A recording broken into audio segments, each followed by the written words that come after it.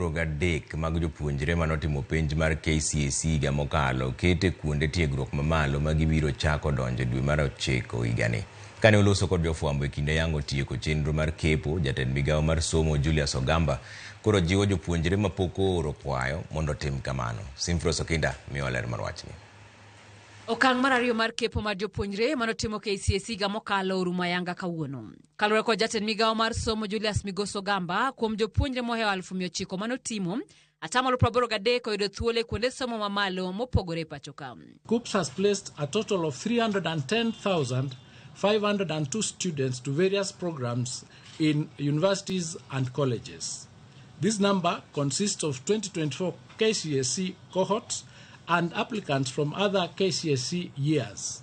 Ne jopuonjre madhi e mbalariany 90% biro dhi e mbalariany mag sirikal ka modong' oket e mbalariany mag ji giwegi. It's a total of 162,252 and about 17,873 are going to private universities. Kopogore gi ng'iyo mapile kuom jopuonjre 244,563 manoyudo C+ kadhi malo kendo nonego donje mbalariany moyo jopuonjre 10,000 kwanno noyiero donje TVETs kod kuonde tiegruok mag KMTCs.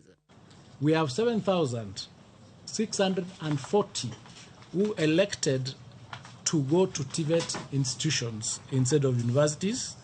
We have 6,750 who elected to join KMTC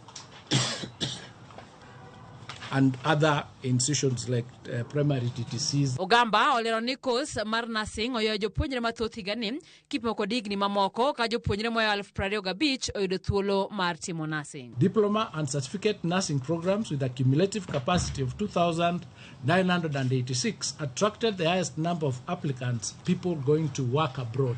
Because of that fact that there are jobs available, you find that much more interest in the nursing courses. And what we are doing now as a ministry, and maybe I can say this here, is we are analyzing and rationalizing our programs so that we offer programs based on demand and not on supply. Migawo mar somo yango ni gidhi nyime gi manyo yore mamoko mag medo siro jopuonjre yor omenda, mana ni onge japuonjre moro amora mabiro rem e tieko somo e wi nok mar omenda. We will be inviting other ministries to set aside funds that can be allocated to the Higher Education Loans Board to administer as a revolving fund for supporting students enrolled in institutions under their ministries. Jopuonjre duto mapok ooro kwayo ijiwo mondo tim kamano e mbui mar KUCCPS. Simfros Okinda, Ramogi TV.